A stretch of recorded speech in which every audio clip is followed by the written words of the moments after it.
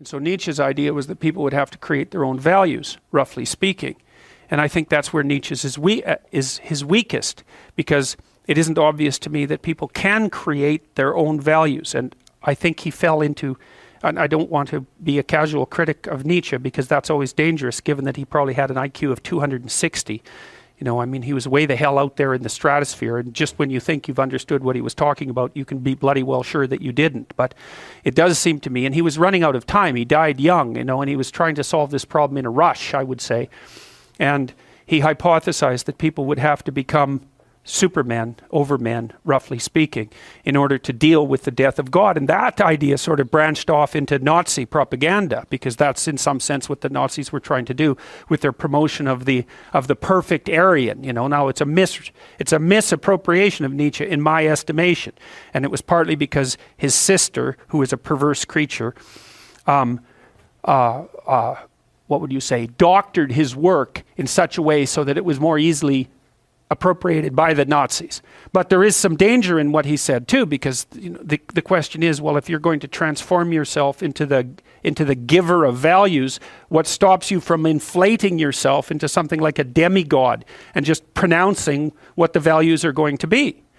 So that's a problem.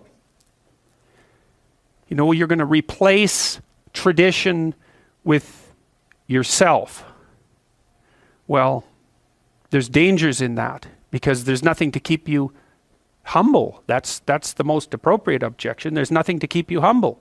And those things can spiral out of control very rapidly. And they did, say, in the case of Hitler. I mean, it's easy to blame what happened in Germany on Hitler, but that's a big mistake, because it was a dialogue between Hitler and the German people, right? Hitler didn't create himself. It was co-creation. He said things, people listened and told him back what to say. And then he said them and they listened and they told him back what to say. And it looped until he was the mouthpiece of their darkest desires. Now that's a game he was willing to play. But you can't think about that as, it isn't like Hitler created Nazi Germany. Hitler and the Germans co-created Nazi Germany. You know, when a leader gives articulation to the imagination of the population. That's what a leader does. And, you know, you could say that, well, maybe Hitler filtered what the Germans were telling him through a particular lens, because he had no shortage of resentment and desire for revenge in his own heart, you know.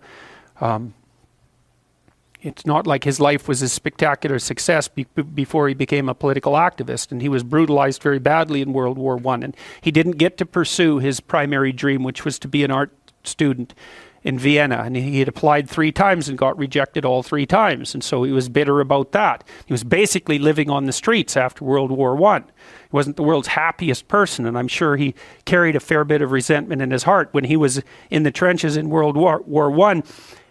In one experience that he had, all of his friends were killed by a mortar when he had wandered off to go do something else. So, you know, it's hard to even imagine what something like that would do to you. But I can tell you, when you're the only survivor out of 20 people, that's also going to give you an enhanced sense of your own specialness, because the alternative is just to think about how goddamn arbitrary the universe really is. So Jung studied Nietzsche in great detail, and he was particularly interested because Jung had his finger on the central problems all the time, right? Because he was a great psychologist and he was listening to what people said, and he was a staggering genius as well. And so, like Nietzsche or Dostoevsky or Solzhenitsyn, he was that kind of prophetic type, I would say. And he understood as well, perhaps, what was wrong with Nietzsche's formulation, the idea that people could only create their own values, and that's what would replace the foundation that was now lacking under Western civilization itself. And he came to his conclusion, I would say, through Freud, because Freud started analyzing parts of the human cognitive process and content that people hadn't attended to before in any great detail, and that was primarily dreams. You know, the idea of dream analysis, I suppose, is one of perhaps Freud's major contribution to modern Western thought. The idea was there was something to dreams. And I suppose what Freud did is said, hey, look, isn't it strange?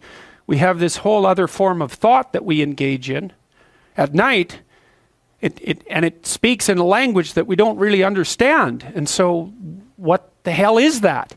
And you can say, and many modern people do, dreams are of no significance, or even that they're random processes, which is an absurd proposition, obviously, because whatever they are, they're obviously not random. So Freud's idea was that there was something in dreams that was informative. So now he had a method for extracting out from the dream what the dream purported to represent. And he outlined that in great detail in The Interpretation of Dreams. And if you want to read one book by Freud, I would highly recommend that one. It's a very long book and it's very detailed, but Freud does an extraordinarily comprehensive analysis of the way that dreams work. Now he made because he had brought a theoretical framework to bear even on his investigation into dream structure, he concluded that dreams were essentially wish fulfillments. And that's where Jung and Freud disagreed. He also believed that the primary motivating factor of human beings was sexual. And now that's a tougher one to toss aside, because even if you're a Darwinian rather than a Freudian, you're going to obviously support the proposition that sexual motivation among any living creature is going to be one of the highest order motivations, because otherwise creatures don't reproduce and prevail over the long run. So the question is that the ultimate source of motivation? And in some sense, the answer to that has to be yes. Well, Freud wanted to make that in some ways the sole source of motivation. And I'm oversimplifying, and I hate to do that in relationship to Freud, because he was not a simple-minded character.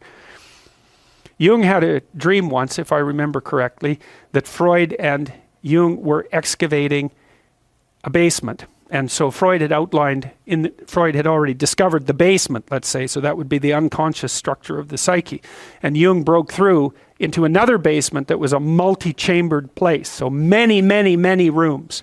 And I suppose what drove Jung and Freud apart was Jung's proposition that there was a hell of a lot more going on down there than had already met the eye. And they broke on the idea that the sexual impulse was primary, roughly speaking.